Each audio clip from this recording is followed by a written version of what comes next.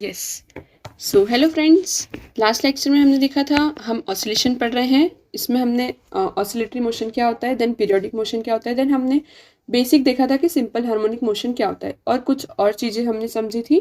अगर आपको समझना है कि क्या होता है तो आप वीडियो जाकर देख सकते हैं। ओके, तो अब हम आगे बढ़ते हैं कि एसएचएम में क्या हमने तो एसएचएम के लिए हमने कंडीशन बताई थी कि फोर्स जो है वो डायरेक्टली प्रोपोर्शन होगा माइनस ऑफ एक्स के, जिसमें डिस्प्लेसमेंट की जो पावर है वो क्या होना चाहिए, 1 होना चाहिए। ओके, अब और ये प्रोपोर्शनलिटी साइन को अगर हम हटाते हैं तो एक कांस्टेंट टर्म आती है जिसको हम बोलते हैं फोर्स कांस्टेंट। ओके, ये एफ है। तो जब प्रोपोर्शनलिटी का साइन हटता है तो आपको पता है कि हर जगह एक कांस्टेंट आता है। तो यहाँ पर जो कांस्टेंट होता है ना, वो होता है फोर्स कांस्टेंट। के क्या हो जाएगा, फोर्स कांस्टेंट। और अगर कभी कभी ना ये एग्जाम में पूछ लिया जाता है कि जो फोर्स कांस्टेंट है उसकी यूनिट क्या होगी, तो सिंपली आप क्या बता सकते हैं कि के की यूनिट क्या होगी, एफ बाय एक्स। ओके, तो एफ क्या हो गया, न्यूटन, एफ बाय एक्स। तो एफ न्यूटन और एक्स मीटर, तो यूनिट क्या हो जाएगी, न्यूटन पर मीटर। ओके, ये आप लोग ध्यान रखिएगा कि जब कांस्टेंट प्रोपोर्शनलिटी का साइन हटता है तो एक कांस्टेंट आता है जिसे हम बोलते हैं फोर्स कांस्टेंट, और फोर्स कांस्टेंट की यूनिट होती है न्यूटन पर मीटर। अब हम देखते हैं इसका डेरिवेशन कि ये सब चीजें आती कहाँ से हैं। तो देखो, हमें पता है कि जो फोर्स है उसे हम क्या लिख सकते हैं, मास इनटू एक्सेलरेशन।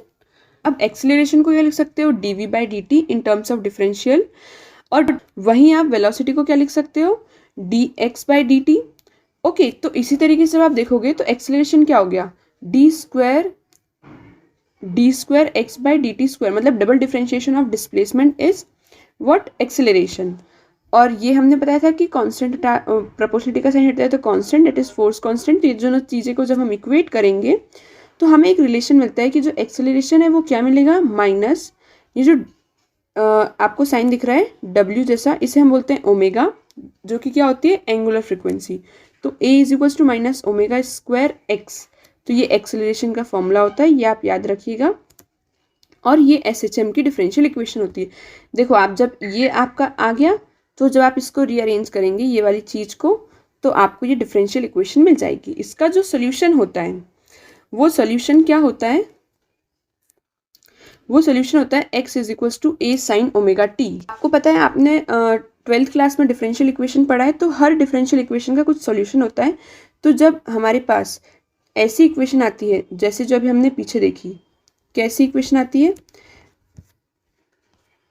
अगर हमारे पास इस टाइप की इक्वेशन आती है जो बॉक्स में आप देख पा रहे हैं, d double differentiation of x with respect to time plus omega square x is equals to 0, तो उसका सोल्यूशन जो है वो क्या होता है, x is equals to a sine omega t plus 5।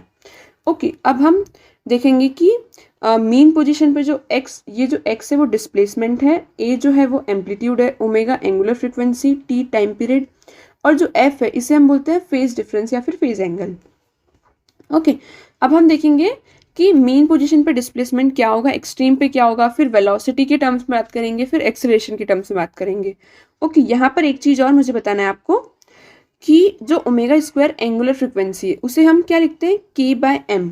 कभी कभी ये फॉर्मूला भी पूछ लेते हैं, मतलब आपको के दे देंगे और एम दे देंगे और पूछेंगे ओमेगा, तो आप थोड़ी देर के लिए कंफ्यूज जाओगे, क्योंकि जनरली हमें ओमेगा का क्या फॉर्मूला पता होता है, 2 पाई/टी।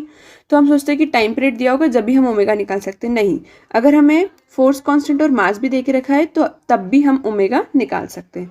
ओके, तो एक बार रिवाइज कर लेते हैं कि हमने क्या क्या देखा। हमने देखा एसएचएम क्या होता है, देन उसके बाद हमने एक्सेलरेशन का फॉर्मूला फाइंड आउट किया, देन हमने उसकी डिफरेंशियल इक्वेशन देखी, और हमने देखा कि उसका सोल्यूशन क्या आता है, जिसमें कौन सी टर्म क्या क्या कहलाती है। ओके, अब हम नेक्स्ट वीडियो में देखने वाले हैं कि मीन पर और एक्सट्रीम पर वेलोसिटी, डिस्प्लेसमेंट और एक्सीलरेशन का क्या क्या रिलेशन होता है। ओके।